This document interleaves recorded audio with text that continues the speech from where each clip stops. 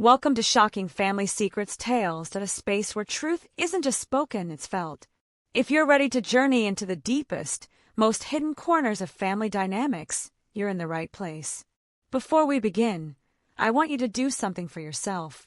Take a deep breath, and as you exhale, I want you to mentally press the pause button on your own world for the next few minutes. Sanctify this moment for yourself. This isn't just another story. This is an exploration of the human heart. And if you're someone who believes that understanding the psychology behind pain is the first step to healing, then you are already part of our family. Consider subscribing and joining our community, because what you're about to hear requires a strong heart to hold. Have you ever had one of those moments?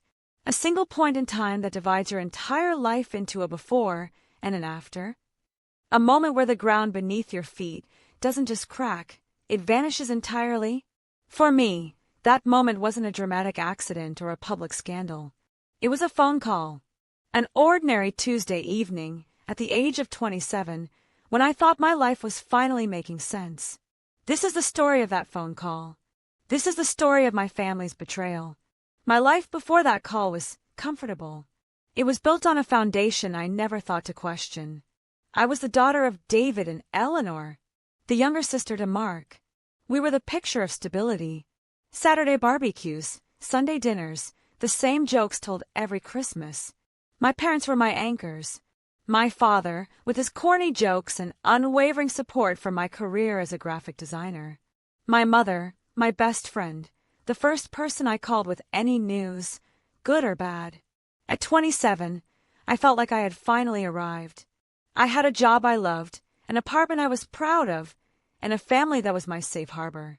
I was sailing on calm, predictable seas. I had no idea I was heading straight for a cliff. The value of that safety, it's something you don't appreciate until it's gone. It's the unconscious trust that allows you to take risks, to be vulnerable. Because no matter what, there's a soft place to fall. That's the value my family provided.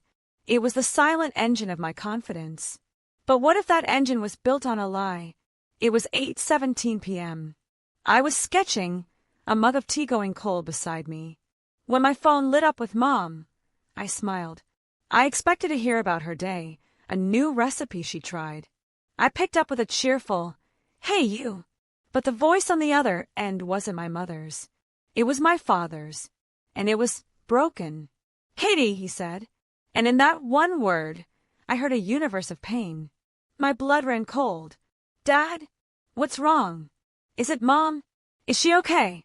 There was a long pause. I could hear him struggling to breathe. "Your mother, she's fine. Physically." Another pause. The silence was heavier than any words. "Katie, I need to tell you something. Something I should have told you a long time ago." This was the setup. The calm before the tsunami. My mind raced through 1,000 possibilities. A financial disaster? A terminal illness?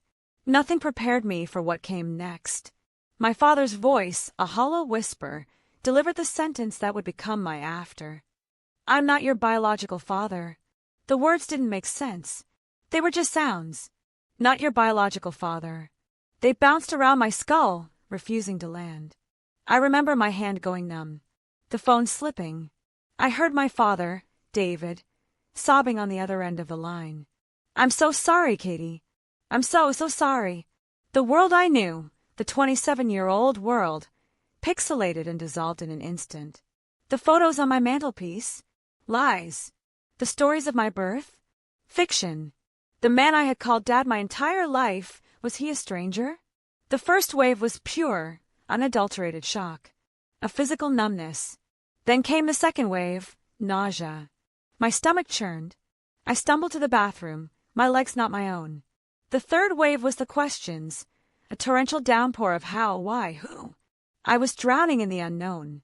And with the questions came the doubt, the targeted doubt. Was any of it real? Had every hug from my mother been hiding the secret? Did my brother know? Was I the only one living in the dark? I started to re-examine every memory, every argument, every offhand comment. That time I joked I didn't look like anyone in the family, was that a tense silence that followed? Or am I imagining it now?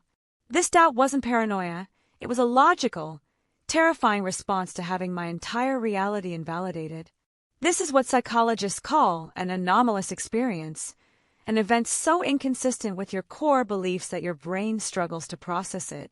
It creates a cognitive dissonance so severe that you are forced to rebuild your identity from the ground up.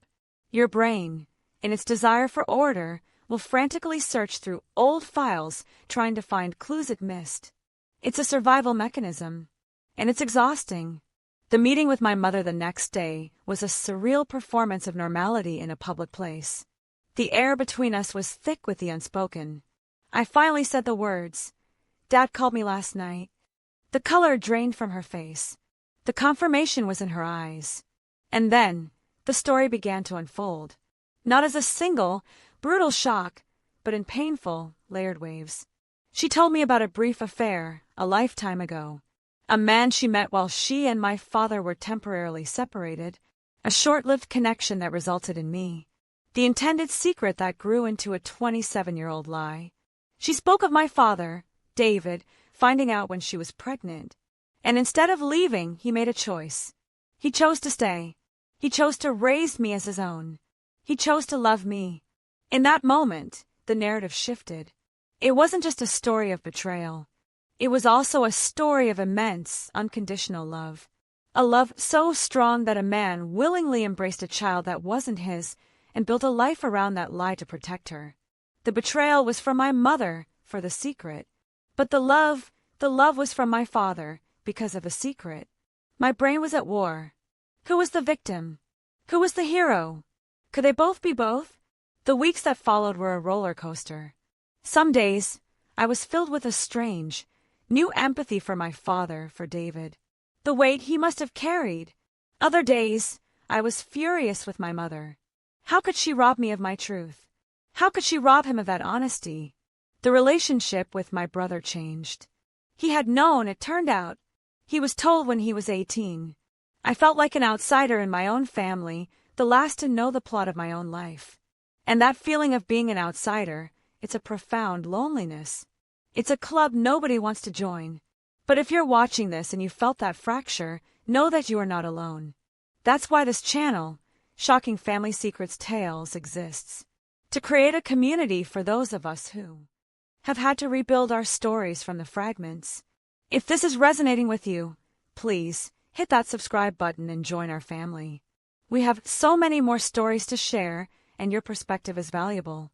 Now back to mine. The biggest challenge was identity. Who was I? Katie, the daughter of David and Eleanor? Or was I someone else entirely? I became obsessed with the idea of my biological father.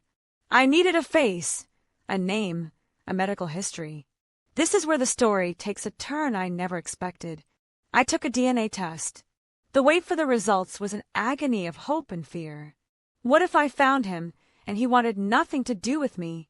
What if I opened a door to a new set of problems? But the curiosity was a compulsion I couldn't ignore. The results came, and there he was. A first and last name. A location. With a few clicks, I found him on social media. Staring at his profile picture was like looking into a strange, distorted mirror. I saw my own nose, my own smile. It was undeniable, and it was utterly destabilizing. I drafted a message 100 times. "Hi, you don't know me, but I have reason to believe." It felt like a line from a bad movie. I finally hit send. The wait was excruciating. Days passed with no response. The doubt returned. Was this a mistake? Had I misinterpreted everything? Then a reply. It was cautious, but not unkind. He confirmed he had known my mother briefly. He said he had never known about me. He agreed to a phone call. Hearing his voice was anticlimactic. It was just a voice. A nice, normal voice. We talked for an hour. He was polite, asked about my life. But there was no magical connection. No missing piece suddenly clicking into place. He was a man with his own life, his own family, who was understandably shocked by my existence. The conversation ended with a promise to talk again, but we both knew it was a fragile thread. I hung up and cried. Not tears of joy or sadness, but tears of release. The mystery was solved, but the hole wasn't filled. Because the father I needed, the one who shaped me, was the man who had raised me. David. The real healing began the day I drove to my parents' house. I found my father, David, in his workshop, sanding a piece of wood. He looked up, and I saw the fear in his eyes. The fear that he had lost me. I walked over and simply hugged him. I held him tighter than I ever had. I whispered, "You will always be my dad. Nothing will ever change that." He broke down in my arms, sobbing with 27 years of pent-up fear and love. In that moment, the betrayal, the lies, the shock, it all melted into a new, more complex, but more honest understanding. Our love wasn't based on biology, it was based on choice. And that choice, reaffirmed, was stronger than any secret. My reality wasn't just shattered that day.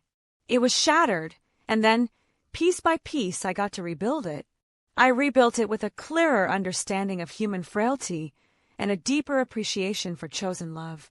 The family portrait is more complicated now, with shadows and cracks.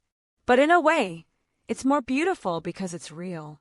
My story is a testament to the fact that a shocking truth doesn't have to be the end of your story. It can be the beginning of a new, more authentic one.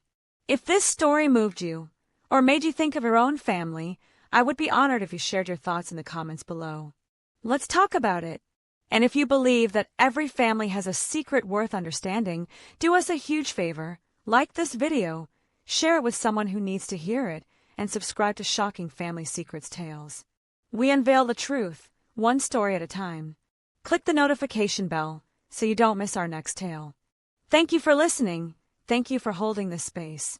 Remember, you are not defined by the secrets that surround you, but by how you choose to face them.